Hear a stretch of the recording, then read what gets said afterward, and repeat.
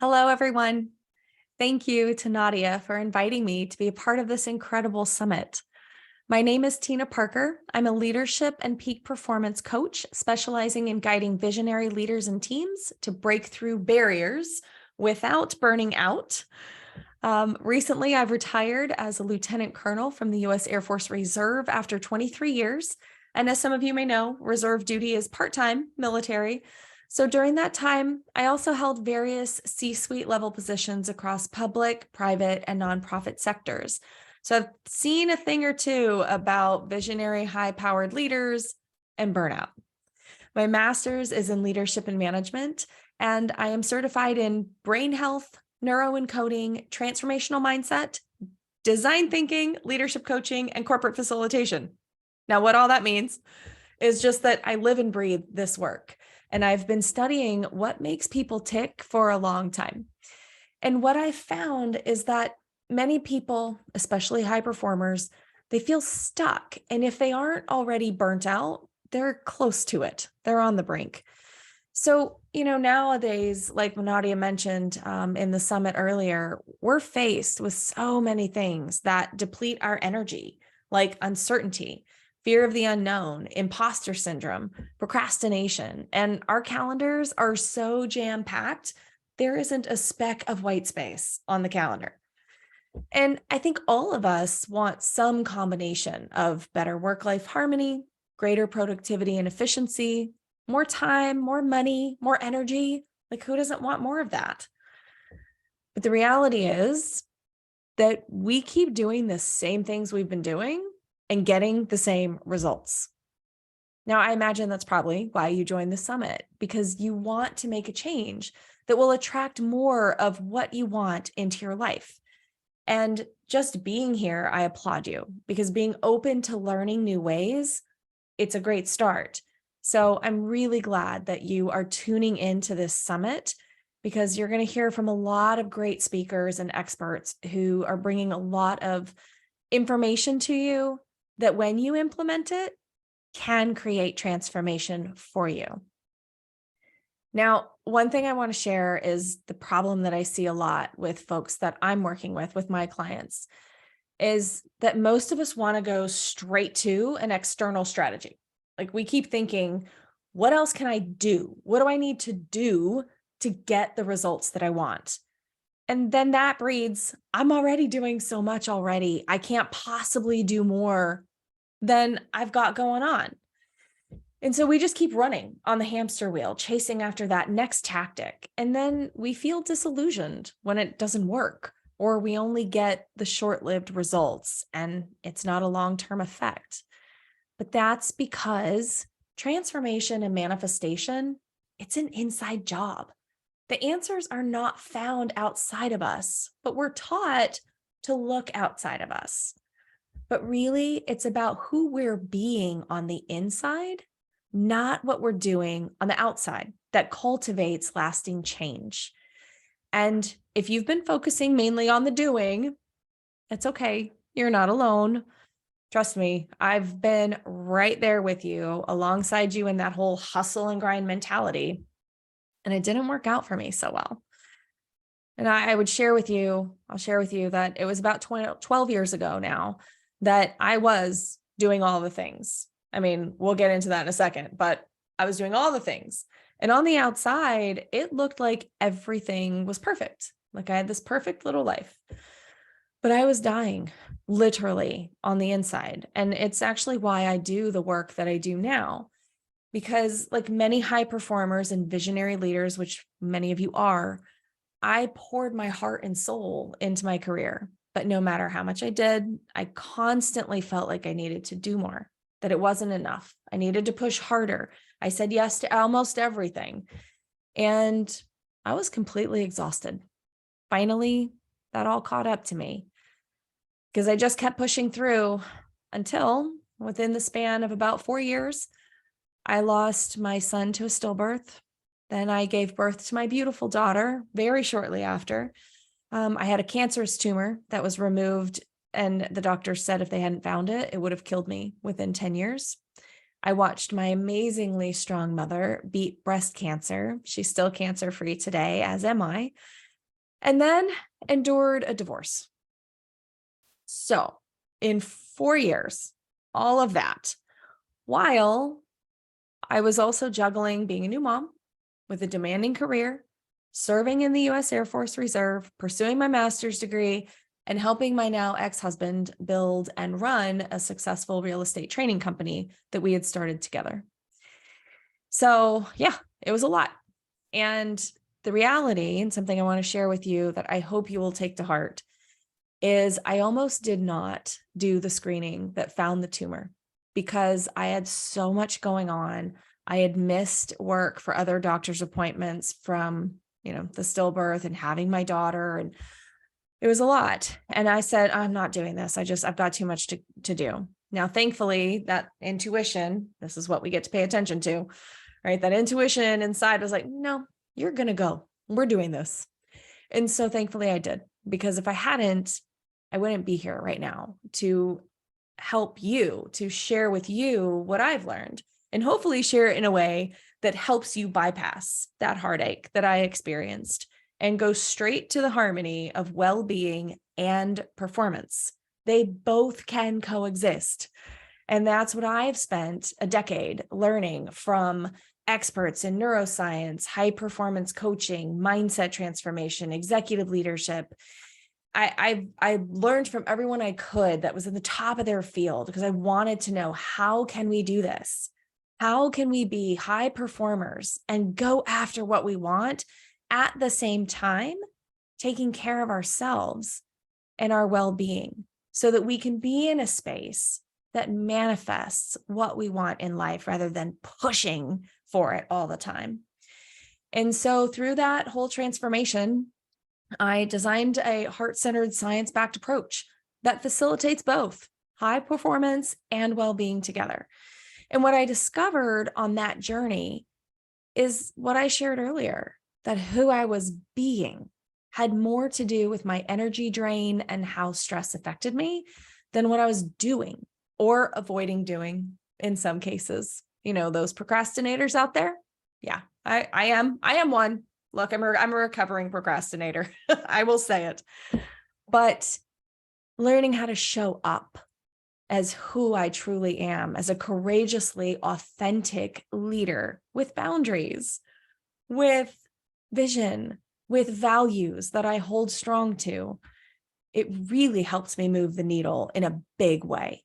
And it was just with a few small shifts. And that's the beauty of it. And I'm going to share with you some of those later as we go into this session, because I began to understand how to lead well from within.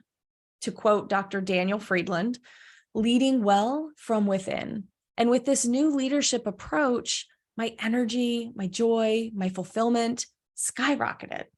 And even though I wasn't burning myself out, I was happy, I was calm and centered and grounded. At the same time, I was still rocking it out at work, right? I helped create Fast Company's number 16 best workplaces for innovators in 2020 in the government. Like, that's not supposed to happen. And there was a lot going on there, right? But it was a very different experience than what I experienced during that 4 years that I shared with you.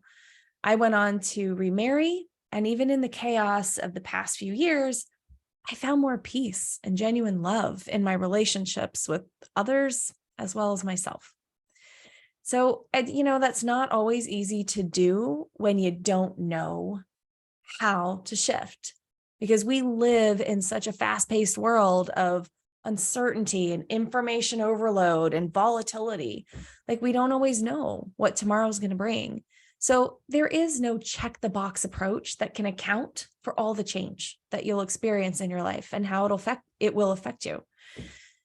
So the only thing really that you can be certain of is you and your direction in life that's aligned with your values and your vision.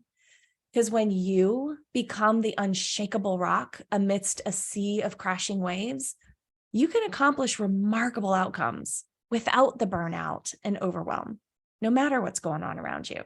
And that is a pretty powerful place to be. And we've seen what's going on in the world.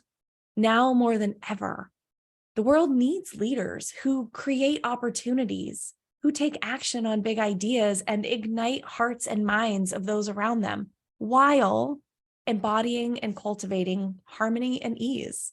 It can be done. And courageously authentic leadership, it's the key to influencing ourselves and others to create significant, purposeful, large-scale impact. Now, I want to go into quickly, there's 4 key traits that these leaders embody to attract and manifest creativity, energy, opportunities. I want to share those 4 with you quickly, and then share how you can shift into a state that allows these traits to easily flow into your life. So there's 4 C's of courageously authentic leadership. And the first C is clarity. Clarity of purpose and vision, it helps us to direct our attention to create certainty in the midst of chaos, and it leads to helping us make bolder decisions. Clarity gets stronger when we have courage, and that is the second C. To cultivate courage, we get to step into the unknown and take action, right? And that action creates more clarity, and more clarity creates more courage. It's a cycle, but you have to start the cycle by first taking a step toward what you truly want, right? And then in order to figure that out, we got to get curious and stop being so judgmental, honestly. I mean, shifting into curiosity versus judgment, it creates greater opportunities because we're asking questions that our brain doesn't normally consider, right? And so when we can be curious, our brains start to see opportunities that it wouldn't have otherwise recognized, which allows us to take more action courageously and creates more clarity, right? It's all together. And the fourth C is connection, because connection builds trust. And if we are going to move further faster in our lives, it's probably not going to be by ourselves, because we have to have people around us, right? We live in a world, we live in a community. We all have this desire for connection. And for you Brené Brown fans out there, you know that Brené says connection is the energy that's created when others feel seen, heard, and valued. Now, you can influence the outcome of pretty much every situation by creating connection. But we first must connect with our authentic selves before we can fully connect with others. So I want to share with you one way that we can shift into a state that more easily allows us to show up as courageously authentic leaders. Is when we understand how our internal state affects our brain's ability to function, we can intentionally choose how to show up. Now, there's a lot of talk about gratitude, right? And what I'm going to share with you is I'm going to show you why gratitude is one of the states that sets our brain up for maximum productivity, creativity, and solution seeking, right? Through working with my clients, I found that actually seeing what's happening in our brain drives this understanding home, and it allows us to more easily choose how we want to show up. So I'm going to show you what happens to your brain when you are in a state of gratitude. So give me 1 second. I'm going to share this screen here so that you can see what it means. Okay. Now, there was an author named Noelle Nelson. She was writing a book called The Power of Appreciation, and she wanted to know how her brain functioned when she meditated on all the things that she was thankful for in her life. So after 30 minutes of meditating on what she was grateful for, this is what her brain looked like when Dr. Daniel Amen, whom I'm certified through as a brain health trainer, did a SPECT scan on her brain. It just shows how the brain is functioning. Now you can see the cerebellum at the base of her brain where the green arrow is, and it's white and fluffy, and that just means it's functioning well. Now, according to the Cleveland Clinic, your cerebellum holds more than half of the neurons in your body, those cells that make up your nervous system, which can either put you in a state of fight, flight, or freeze, as if your life is being threatened, right? This is back in the Stone Age when we were going to get eaten by the tiger. Or it can put you in a state of recovery, regeneration, or creativity. We call that the sympathetic nervous system is the fight, flight, freeze. Your parasympathetic is that state of recovery and regeneration, creativity. Okay, so when your cerebellum is functioning well, your nervous system is functioning well. You think clearer, you process information faster, you can solve problems faster and remember things more easily. And you also have better motor coordination. So who doesn't want that, right? You're starting off really well from the beginning. So when Noelle saw this was her brain on gratitude, she wanted to know, what does it look like if I have been meditating in a state of fear and worry? So if I'm thinking about all the things I'm fearful in my life, what happens then? So she came back a few days later and meditated for 30 minutes on all the things that she feared could go wrong in her life. So when they did the SPECT scan, this is what her brain looked like then. Her second scan was very different than the healthy scan that she had when she was meditating in gratitude. And that's all that changed. So when she thought about all the things that could go wrong in her life, both her cerebellum and left temporal lobe, which it's a little hard to see on this one, but her left temporal lobe decreased substantially. Now, decreased cerebellar activity is associated with diminished motor coordination and thought coordination, right? People get clumsier, they're less able to think their way out of problems. And the lowered left temporal lobe activity is associated with dark thoughts and memory problems. So, as you can see, when we're in a state of fear and worry, we're already operating in a depleted capacity. So I'm going to stop sharing real quick and come back to you here on the screen. If you had a broken arm, you would go into the hospital to get a cast, to get an x-ray, to see what's going on. Doctors will put a cast on it so it could heal. But what we don't see in our brains, we don't do anything about it. We can't see what's happening, which is why I like to show this, because it's not just fear and worry that cause this reaction. Primal reactive states, which are overwhelm, anxiety, doubt, judgment, fear, worry, all of these cause that kind of fight, flight, freeze reaction in our bodies.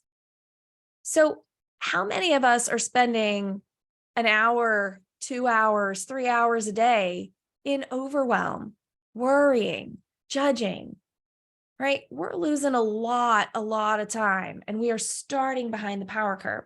So when that's your chronic reaction, as is the case with many of us in the chaotic world we live in, it clouds our judgment. It cuts us off from our creativity and our curiosity and from our ability to access what we already know. Like, forget trying to learn more. We're behind the power curve trying to access what we already know. And it's really difficult to maintain an energy of connection and trusting ourselves. All of which, these are all components of attracting and manifesting what we actually want in our life. So the next time that you find yourself worried, overwhelmed, fearful, I want you to do 3 things. I want you to pause. Just pause. Take a breath. And notice what you're feeling. And then choose to shift into what I call a powerful creative state. Calm, curiosity, gratitude. These types of states will put you ahead naturally. You don't have to feel like you're pushing the rock up the hill. Your brain will thank you, and you will function better naturally. So when we master what matters most, which is ourselves, it's the most important step in creating and manifesting what you want most in your life, in your business, in your career, in your relationships, your health, everything. So give it a shot and see what happens. I want to thank Nadia again for bringing me in, and to all of you for tuning in. I hope this time has served you well.